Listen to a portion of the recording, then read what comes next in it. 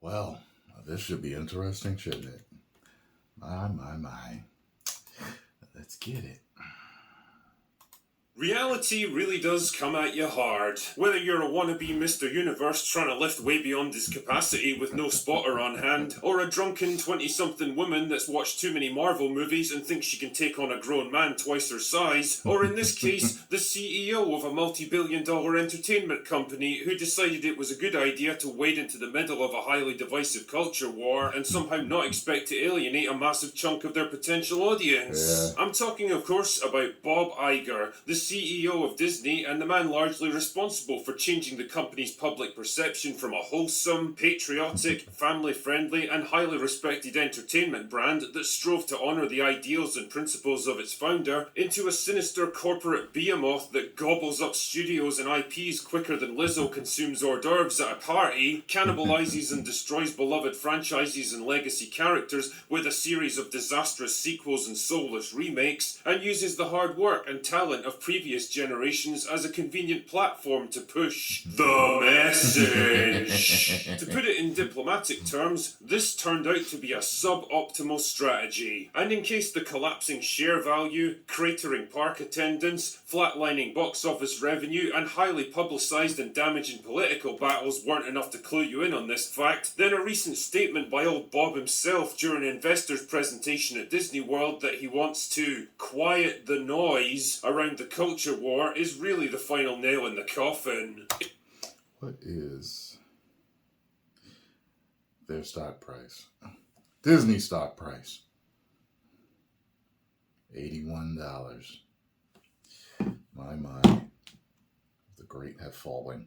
It's the executive equivalent of saying, yeah, I fucked up, bro. And it's as close as we're likely to get to a public admission that people aren't buying what they've been selling. No. I highly doubt they'll ever publicly admit. That'll be something like 20 years, 30 years later in some type of documentary where people are talking and some say, maybe we went a little too heavy on that. Someone will admit it.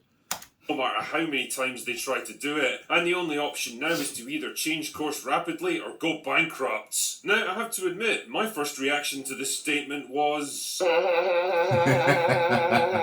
As I said on Twitter at the time, it's a bit like setting fire to your neighbourhood and then acting all surprised when your own house starts burning down. Of course this was always going to happen, Bob. Did you really think you could drag your company into a highly contentious cultural battleground like this and not suffer the consequences? That's the problem with politics, you see. It's inherently divisive by nature, now more than ever. And no matter which side you choose to throw your weight behind, you're automatically going to piss off the other side, cutting your potential audience neatly in half. I mean, I'm no businessman, but I'm pretty sure this is not a winning business strategy. And I'm not going to lie here, the audience that you chose to pander to is a particularly difficult one to please, because here's the thing, it doesn't really exist in the first place. It's less of a demographic group and more of a loose collection of terminally online, perpetually offended serial complainers for whom the idea of nuance and compromise is as offensive and alien as having to listen to conflicting points of view. People like that will never be happy. No matter how much of your previous work you censor and remove and edit to try to appease them, they'll always find a new thing to be offended and outraged by. No matter how many concessions you make, no matter how much ground you give them, their demand is always going to be the same.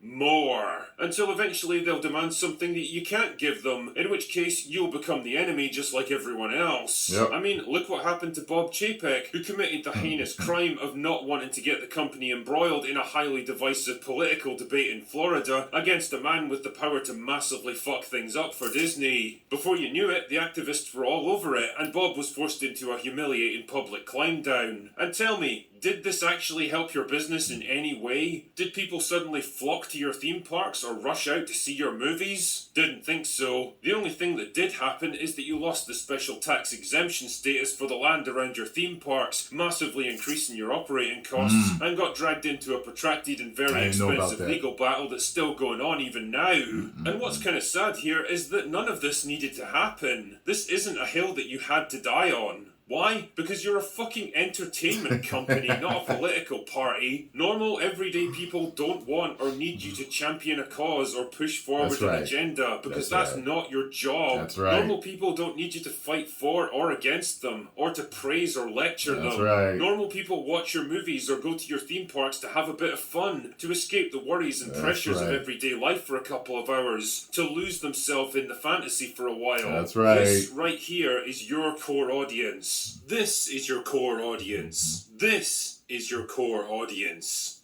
This is not. And the last thing your core audience wants from a family entertainment company is to run into the same preachy, divisive pandering they get bombarded with on a daily basis. And the thing is, while I can at least respect the fact that Iger's finally acknowledged the problem he created and what he needs to do to fix it, I don't think he appreciates the monumental effort it's actually going to take. Oh, yeah. Talk is cheap. Actions are what counts here, and this one's going to require the Mount fucking Everest of actions to put right. Disney as a corporation is riddled with this stuff now at every level. It's become part of the corporate culture, mostly because he allowed it to happen. He let the foxes into the hen house, and not only are they eating all of his chickens, but they're multiplying at an exponential rate. And believe me, they are not going to leave without a fight. Getting rid of them is going to require mass firings on a level never before seen, gutting the company from top to bottom, not to mention ongoing vigilance to make sure they never get back in. And to be honest, I just don't know if a 72-year-old man who's already postponed his retirement multiple times has the resources, the energy, or the political capital to get the job done. Reality truly does come at you hard, but I think in Disney's case, they might be a few years too late in acknowledging it. Could be. Anyway, that's all I've got for today. Go away now. Well, I'll tell you this. Reality really... tell you this. I guess never say never in entertainment sometimes. But Bud Light still hasn't recovered. And if she were here, I would tell you right now what I told you guys I was going to tell you, like how far Disney has pushed me away. I would bring her up here and tell you, but she's not here right now. But if she was, I would tell you. So one of these days, or maybe even today, if I'm doing another video that's got to do something with Disney, I'll bring her up here and I'll tell you that's how far they've pushed me away. But until then, and trust me, she ain't gonna like it at all when she hears what I got to say. But it is what it is. And they have alienated so many people. Like I said, people, they just don't care anymore. They just don't care. They're like, you have been preaching to us, and, it's just been too much. People are just so tired of it. They've walked away from their relationship with Disney. That's what happens. You're in a relationship with somebody, when it gets too much, you tolerate it for a little bit, but then you get the hell out of Dodge. And that's what people are doing. Post comments down below. Let me know what y'all think. Get over to the drinker and subscribe. Tell them Tyrone Magnus sent you. If you enjoyed what I had to say about this and my reaction, make sure you hit the like button, subscribe, and share. 10 million subscribe.